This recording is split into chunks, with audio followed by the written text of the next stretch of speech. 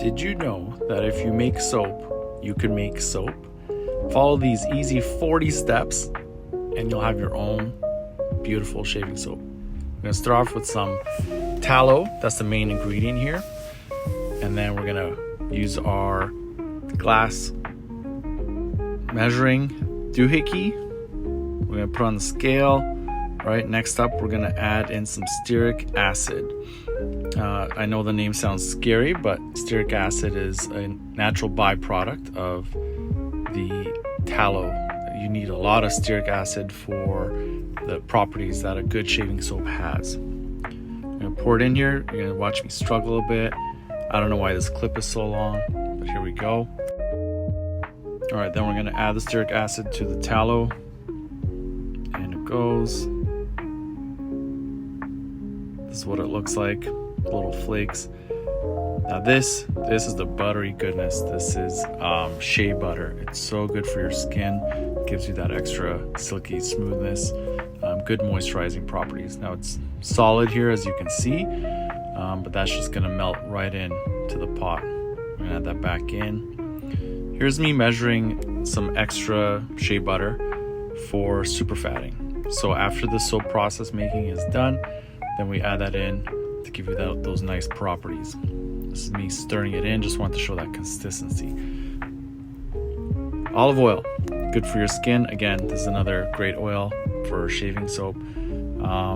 Typically we don't super fat with olive oil, not that there's anything wrong with it, but this goes directly into the soap making oils. Castor oil. Castor oil is great. It's a bit of a thicker liquid. Part of the challenge of measuring liquids is you can't pour in too much. You can't take it back out. So you got to go carefully and slowly. Okay, we're going to add those oils into our mixture here and stir. Sweet almond oil, or almond oil sweet. Same thing, another great oil. This again is going with that shea butter for super fatting at the end, so we can control exactly what properties, what benefits the shaving soap will have after the soap making process.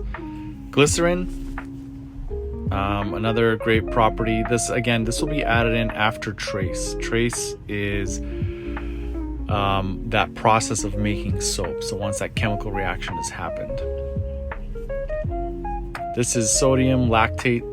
Sodium lactate helps to dry that soap out a little bit. The soap that we make is a little bit more on the tacky side.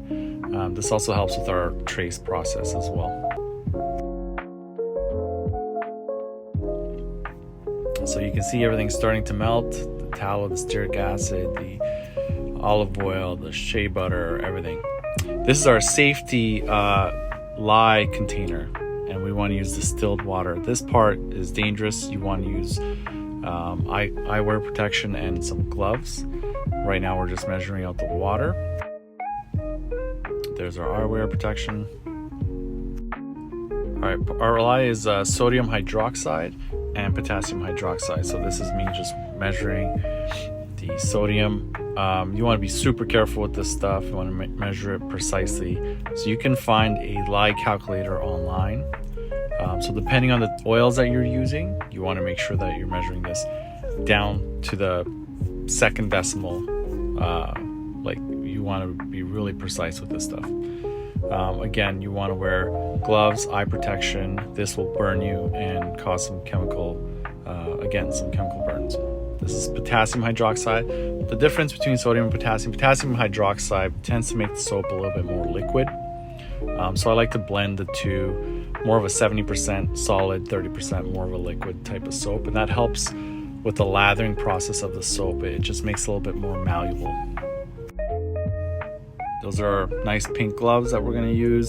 This is me just stirring in the lye solution, and you can see it's getting quite hot. That's just without it being on the stove or anything. That's just the chemical reaction. All right, this right here, that's our secret. Silk fibers. That's right, and that's what it looks like in the lye solution. So while the camera is struggling to focus on our fragrance oil, silk is great at making the soap more slick. It just helps glide So this is adding in the lye. You want to add in gradually and begin stirring. You don't want to just dump the whole thing all at once. And that silk has melted into that lye. That's what you're not seeing here. This is us continuing to stir. This is a hot process soap making, and that means we're forcing that reaction to happen, and therefore we don't have to wait overnight. We can control the super fatting that happens. We can control what benefits or what residual oils are left over. This is the consistency that we're after. You can start to tell it's getting a little bit more tacky. Obviously this is hot, so you want to wear eye protection, gloves, all that fun stuff. And it's a lot of stirring, a lot of hard work. This is the oils that we add in after. And again, that's the oils that are going to be a benefit. These are our soaps once we've poured them in our molds. And this is me just taking them out of those molds. I would say a couple hours after. You can wait overnight, doesn't really matter. But this is ready to use. You can use it right off the hop. Now it's going to be a little soft, so the longer it cures, the harder it will become. Lots of excess here, so I'm always looking for ways to improve the molding process. And then over here, we're gonna use our trusty potato peeler and just trim off some excess soap from the pucks.